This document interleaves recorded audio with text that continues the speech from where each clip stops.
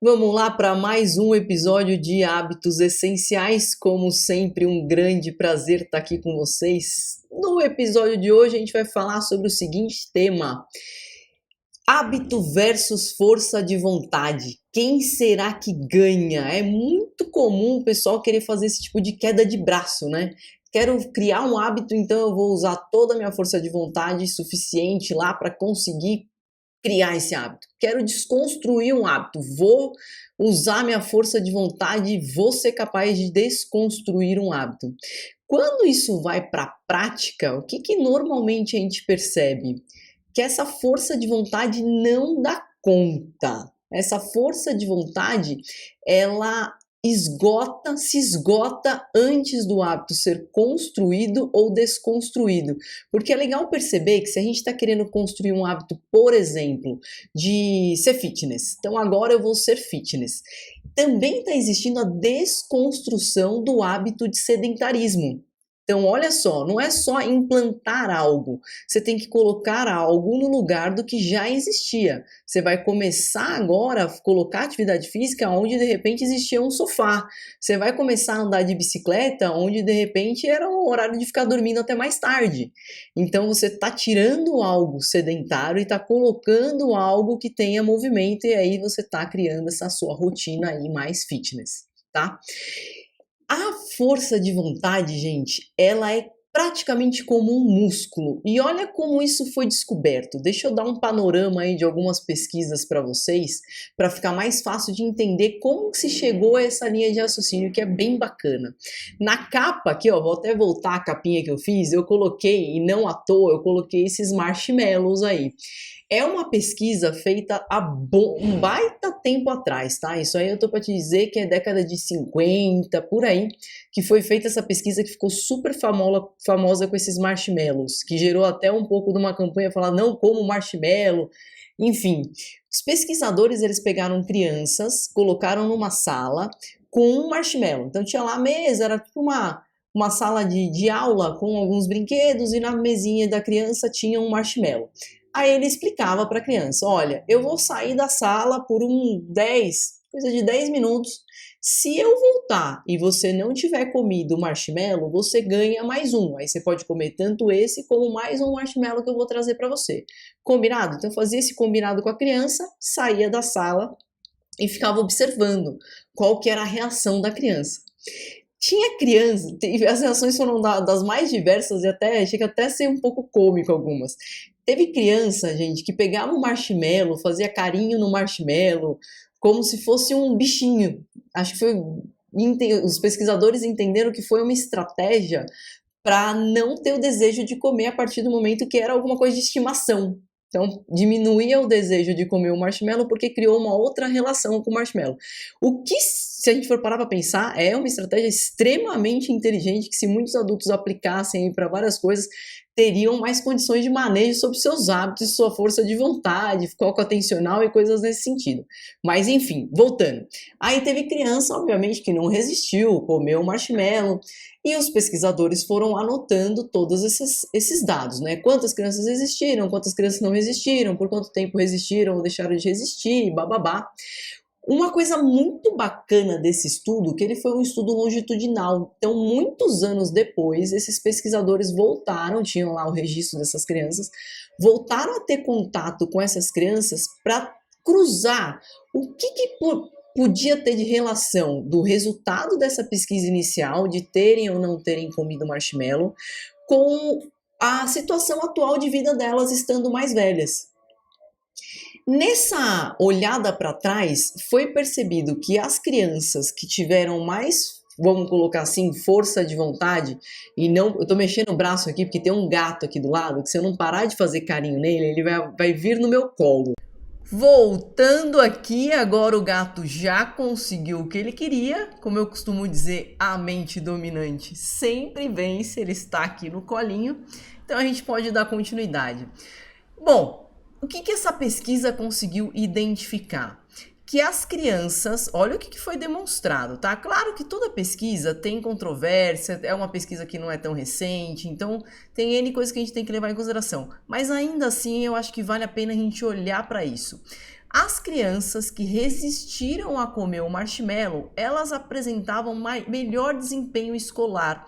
Então, em vários aspectos, não só de nota, eram crianças que elas eram mais, interagiam melhor em sala, eram aqueles representantes de sala, tinham notas melhores também, se saíam melhor em trabalho, enfim. Foi demonstrado que ter esse autocontrole melhor, então ter essa força de vontade mais apurada, refletiu positivamente na vida dessas pessoas, tá? Um outro pesquisador, fazendo uma revisão de todo esse estudo, ele olhou e falou assim, puxa, mas espera aí. Se na hora que você tem força de vontade é algo que você já tem, é como se fosse uma habilidade que você já desenvolveu e você consegue usar em qualquer canto na sua vida, tanto é que essas crianças iam bem em várias outras áreas da vida, por que que ele se perguntando, esse pesquisador perguntando para ele mesmo, por que que várias vezes, eu já tenho o hábito de correr, ele tinha um hábito de corrida, tá? Ele voltava do trabalho dele, colocava o tênis e saía para correr. Isso era habitual. Aí ele começou a se questionar. Por que que que sou uma pessoa que me considero alguém que tem bastante força de vontade, que já tenho até o hábito de correr, tem dia que eu não consigo sair para correr, mas nem amarrado, nem arrastado, nem se me pagarem. E aí ele resolveu fazer uma outra pesquisa. Olha o desenho dessa outra pesquisa, que coisa... Eu fico assim impressionada com a criatividade dessa galera para conseguir criar um cenário para chegar em algum lugar que possa ser interpretado algo valioso, tá? Eu acho formidável. Então olha o que eles fizeram. Pegaram um grupo de pessoas para participar dessa pesquisa. Esse pessoal tinha que vir no dia da pesquisa com fome, olha só, tinha que vir com fome. Na hora que eles fossem entrar dentro de uma salinha, eles iam ser avisados qual a comida que eles poderiam comer. E dentro dessa salinha tinham só 2 comidas que eles poderiam comer, que era um cookie de chocolate que tinha acabado de sair, então com cheiro exalando e as gotas de chocolate derretidinhas ainda, ou um prato de rabanete cortadinho. Olha que delícia. Na hora que entra na sala, então, um auxiliar lá da pesquisa avisava, você vai comer tal coisa. A pessoa entrava, se era o cookie, o que aconteceu? Todo mundo que tinha a sorte aí de comer o cookie, ia comer o cookie e não estava nem aí para o rabanete. E, obviamente, quem foi avisado que podia comer o rabanete e não o cookie, sofreu dentro dessa salinha. A grande maioria, teve gente até que pegou o cookie, cheirou o cookie, devolveu o cookie no pratinho, lambeu o dedo do resto de chocolate que ficou na mão. Teve de tudo. Ninguém comeu, tá? Todas as pessoas que participaram da pesquisa, olha, até por ser adultos, saber que estavam sendo vigiados, a gente tem todos esses componentes aí modulando o nosso comportamento. As pessoas não burlaram, não comeram o cookie, todos os adultos resistiram, mas deu para perceber, obviamente, que houve gente com mais ou menos dificuldade e que, claro, quem tinha que comer o rabanete e não podia comer o cookie demonstrou muito mais dificuldade do que o contrário. Mas a pesquisa, gente, não era aí que está o X da questão. Olha o que eles fizeram depois, e pesquisador, eu falo, eles são muito brilhantes. Colocaram todos numa sala, todos os participantes numa sala e falaram assim, olha, agora vocês precisam esperar 20 minutos, 15, 20 minutos para desensibilizar o paladar, porque a gente vai dar continuidade, inventaram uma historinha para eles e deram, enquanto isso, para passar o tempo aqui para vocês, toma esse quebra-cabeça. Eu não sei se vocês já viram esse tipo de quebra-cabeça. É comum ter até anúncio de aplicativo dele. É um desenho que você tem que pegar como se fosse a canetinha na tela do celular e contornar todo o desenho sem passar 2 vezes a linha no mesmo lugar, sem passar a caneta 2 vezes pelo mesmo lugar e conseguir fechar o desenho como um todo. É muito comum ter aplicativo disso, falando que é para desenvolver inteligência no cérebro, enfim, coisas nesse sentido, tá? Talvez você conheça. A questão é que o que foi entregue para essa galera era indecifrável, não tinha como conseguir resolver. E é aí que está o X da questão. Então agora eu vou explicar para vocês aonde que os pesquisadores queriam chegar. A galera que tinha comido o rabanete e não podia comer o cookie estava irritadíssima de não conseguir decifrar, estava começando a ser grosseira com o pessoal da pesquisa, a equipe da pesquisa. Levantou, não é possível, vocês estão de palhaçada com a gente vai embora, que coisa, que história é essa? Começaram a ser rudes, impacientes e querer ir embora. Em contrapartida, o pessoal que tinha comido o cookie tava ali de boa. Também eu não tô conseguindo fazer, mas além de persistir mais tempo na tentativa de resolver a questão, não estavam demonstrando tanta irritação e tanta raiva assim de ter que ficar ali esperando. Aonde os pesquisadores chegaram com isso, que é exatamente o que eu quero trazer nesse vídeo para vocês. Eles concluíram que assim como um músculo, a força de vontade, ela cansa.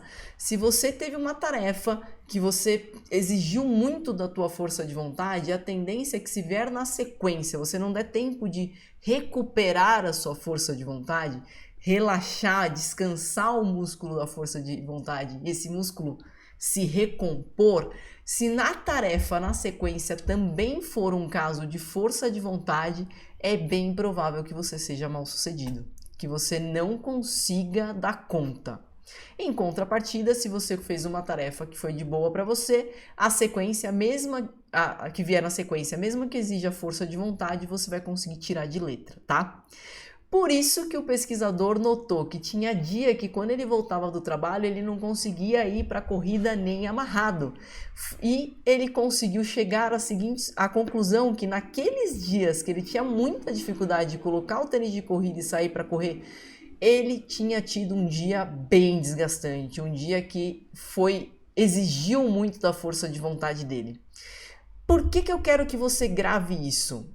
Quero que você grave para você entender que quando você está formando um hábito, não é porque teve um dia que você não teve força de vontade suficiente para fazer aquilo que você tem que largar a mão. Realmente tem dia que aquela força de vontade ela já foi esgotada em outra coisa e você não conseguiu dar conta.